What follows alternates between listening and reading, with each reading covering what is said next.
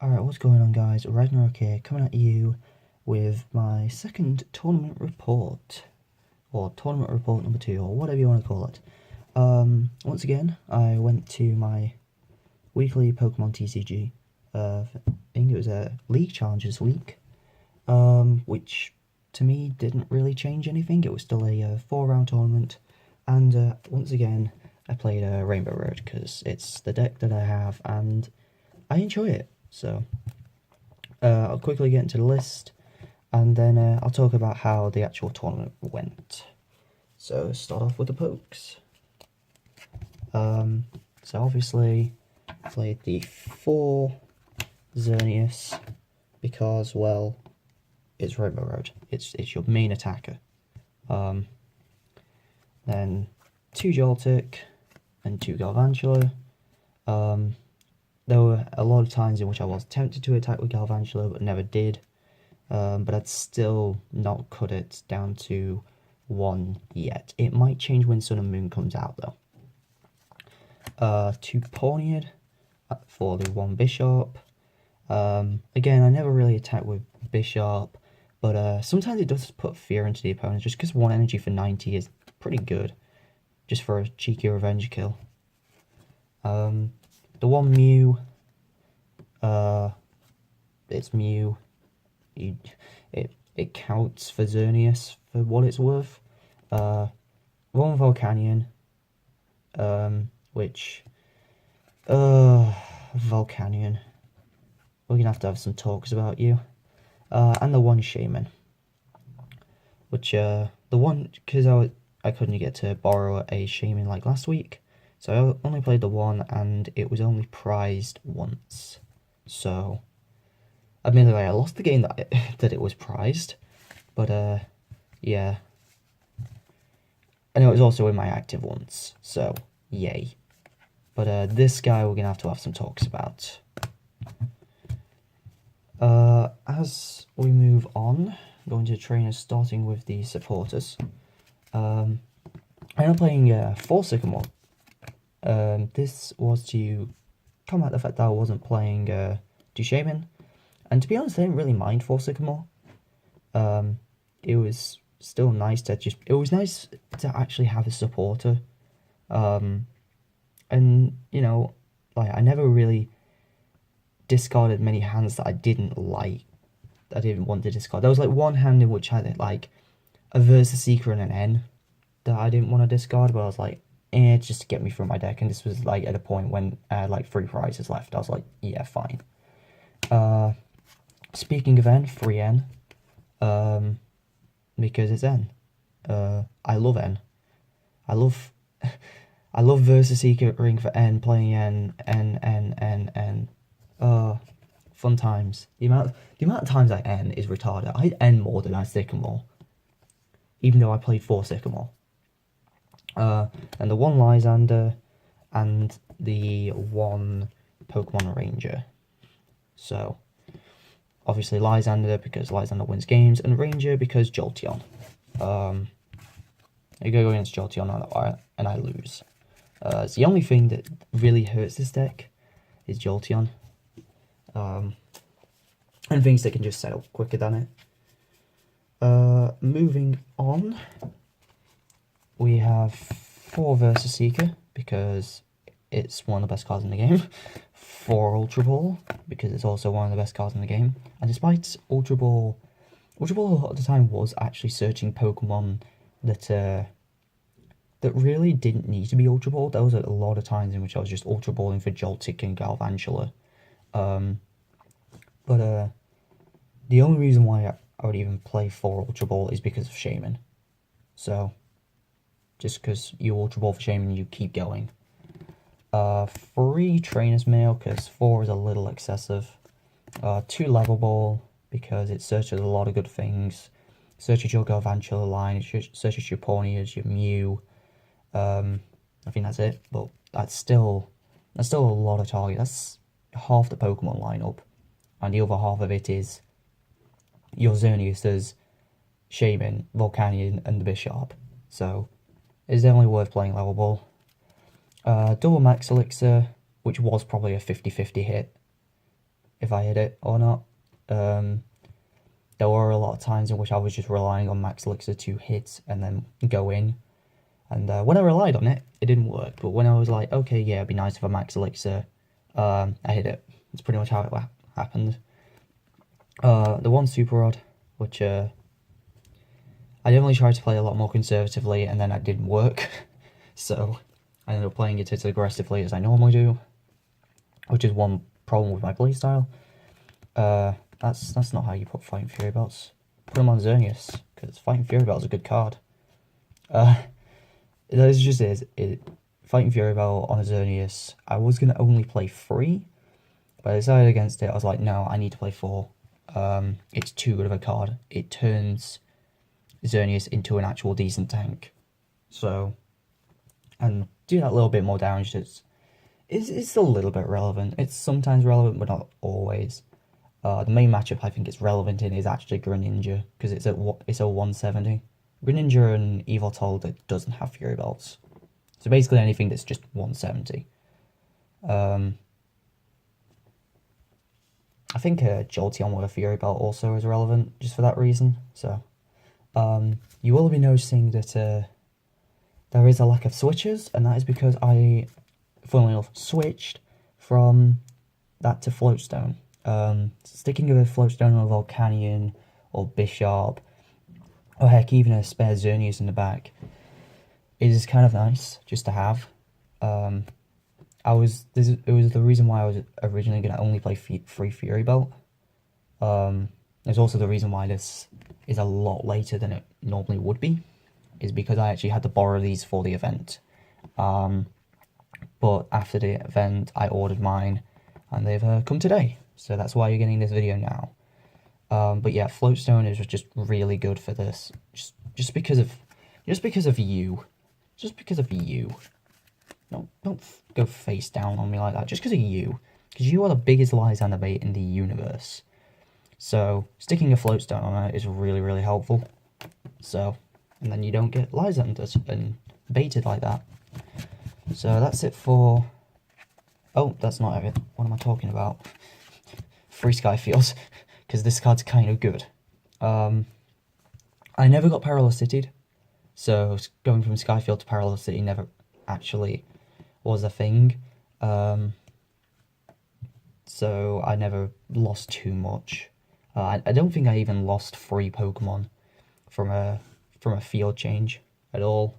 I think the most I lost was 2, which was fine, because I was just like, okay, I'll just kill off a Shaman, put it back into my deck with Super Rod and a Xerneas. Wasn't nearly as bad as last week, where I got Parallel City'd for like 4 or 5. Disgusting. I think that's what happened anyway. I don't remember. So that's it for the trainers. And then for the energy, 8 Fairy. There's the 8th, it's hiding. And then 4 DCE. It just feels right. It's the right amount. Where you have your DCE for your Xerneas, and if you need to set up a Xerneas on just Fairy Energy because of Enhanced Hammer, you can. And it also makes it so you have a decent amount to Max Elixir for. So, that's it for the deck, I guess. So, talking about my matchups, round 1 was a Greninja. But it wasn't really a great Greninja. He told me afterwards he only had 1 break. So I was like, okay. I didn't know that beforehand. I was playing around breaks for days. But as a result, like, the damage output of Greninja just isn't enough. And what I've learned is, unless it's the one friend I have, who plays I think it's the Stardust Jirachi, that just discards special energy. Other than that, like, I don't lose to Greninja. Just because by the time they've set up, you're already set up enough to just start one-shotting Greninjas and even breaks, because, like, you need 5 types in a Fury Belt, and that's high, and high if you've got it set up. That's 5. And that isn't hard at all. Or this can be a... this can be another Xerneas, or you could just not have the Galvantula, have a Joltik and have a Xerneas. It's not hard to get 5 types on the bench, so you can easily deal with that. And he included like text like Suicune, and I was like, yeah, just get it out of here. Get out of here. So that was an easy 2-0. Then round 2 was against the same Greninja player I played against last week. Game 1 took a very long time. It was a very close game because both of us couldn't really get anything going at first, because every time he used Talonflame, I just end him. We end like I think between us, between his ends and my ends, I think we end like 8 times that game. So eventually, though, it was a lot of back and forth because it took a while for me to get Xerneas properly set up. But once I did, I was just like keep killing stuff, and then eventually he Lysandered up a bench Xerneas with no energy on it. It was like praying that I didn't have a DCE, but the turn before I'd Sycamored for a DCE, so I just attached it, retreated, and just knocked out his last active, which was a break. So that was like a half an hour game 1, and then as a result we went into time game 2, and we like, it was like I had 5 prizes, he had 4, but we both looked at each other, and he was like, the only way I could do it is if I somehow managed to knock out your Volcanion and your Shaman, and I don't see a way to do that, so good game. So because again, he couldn't get set up because of N. So I was 2-0 by that point. And then round 3, I go against Mega Rayquaza. I'm like, okay, this is interesting. I feel like I lose because he gets set up way quicker than me. So I was a little worried. Game 1, he does get it set up quickly, and it's the game in which my Shaman is prized. And I go for an Ultra Ball. I haven't been through my deck at this point. I go for an Ultra Ball. I'm like, right, I need to get the Shaman now to draw through my deck. I need to hit cards. I look through my deck. I see no Shaman. I'm like, great. So I like get like a Xerneas or something, and he just continues to just knock out things while I'm not drawing into anything. And I'm like, yeah, let's just go to game 2. Game 2, he was also playing a lot of different cards because it's like 4 Shaman is not a thing. So we just it was only running 2, but it was also running Unknowns and Dragonite and a lot of other random things. It's running a basic Mewtwo for Safeguarders, and he ran a Jolteon as well, which came into play in that game because after he realised I'm playing Rainbow Road, he's like, right, let's start setting up a Jolteon in the back after he set up a Mega Ray. But that game also highlighted why this deck is still probably like 50-50 with it, because we both decks took a one-shot each other. And this deck needs 7 types on the bench to do it. Whereas he needs 6 Pokemon on the bench to do it. So we both have to set up, but he can set up a lot quicker because of Hooper.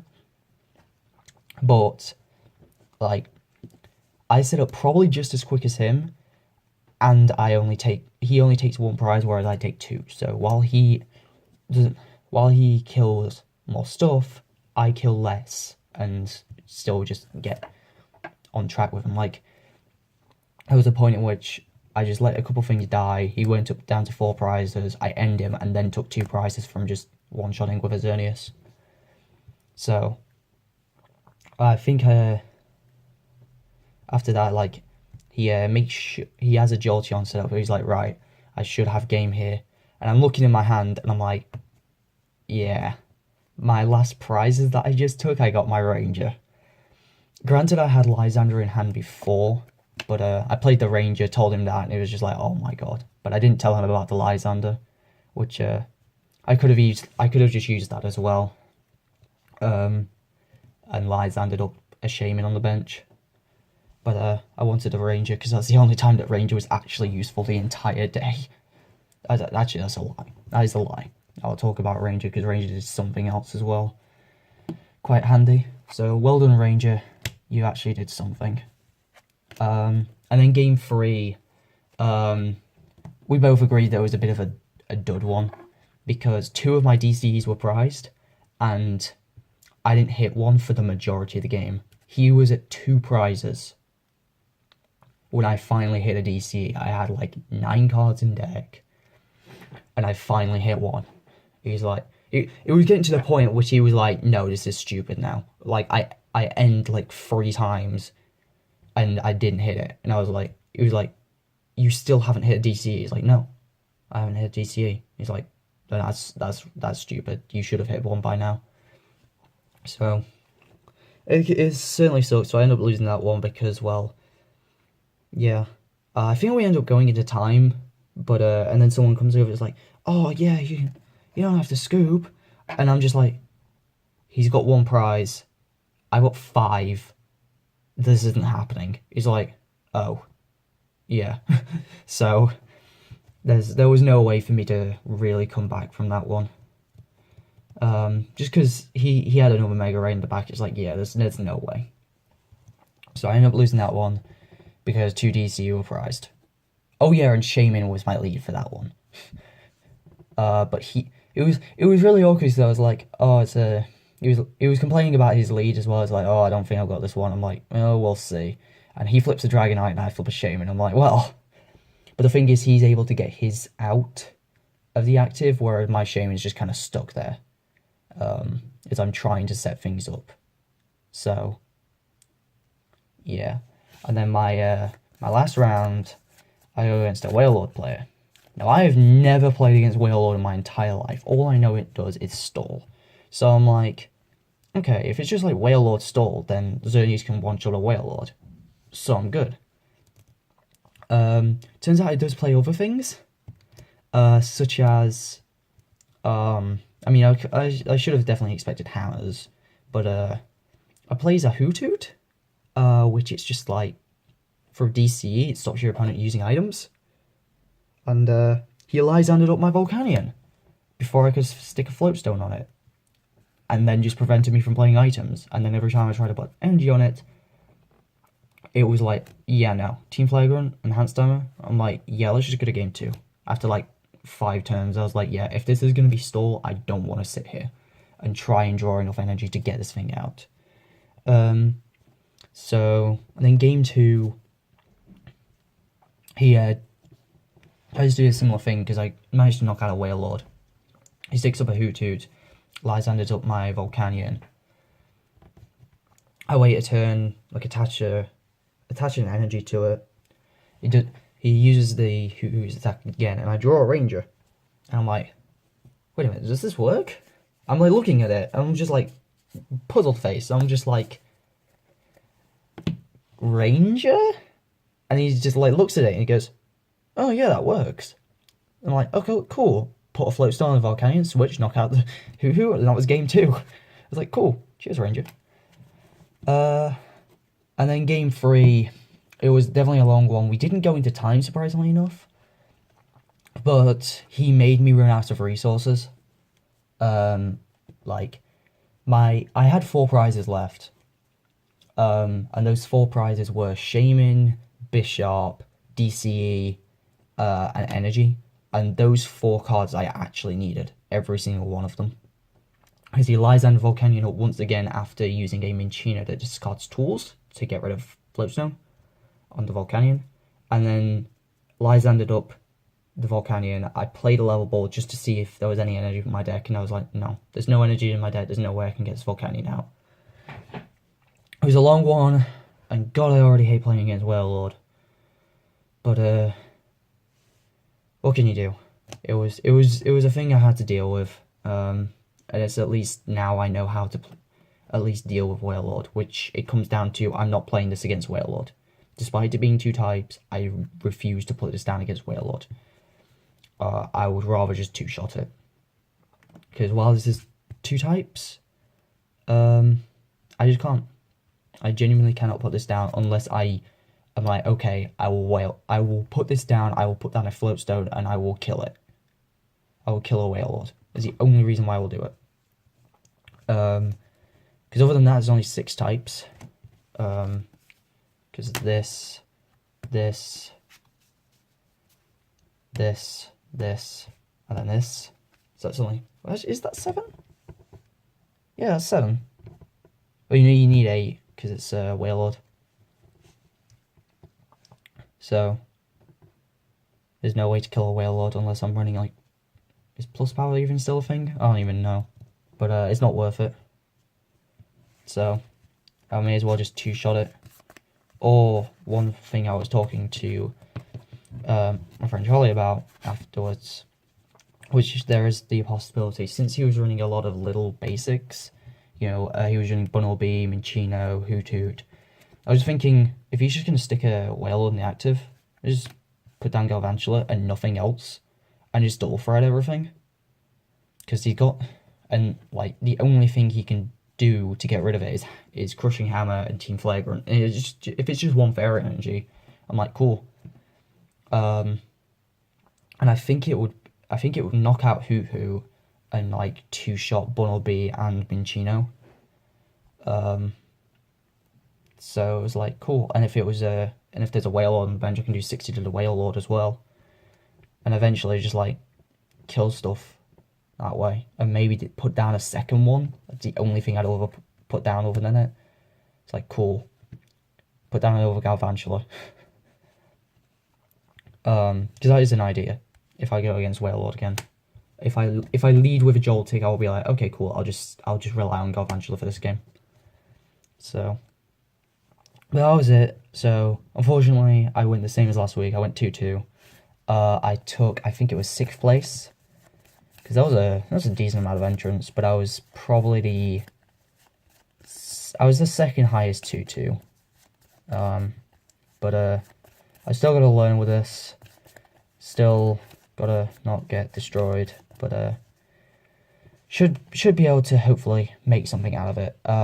The Sun and Moon pre-release is next week, and then after that I'm actually going to a regional. Probably one of the last regionals that there is before Sun and Moon comes out. So that should be fun, and I'll at least try to get the packs opened on camera. But other than that, I hope you guys enjoyed, and I'll see you guys next week with the pre-release. So, see you guys then.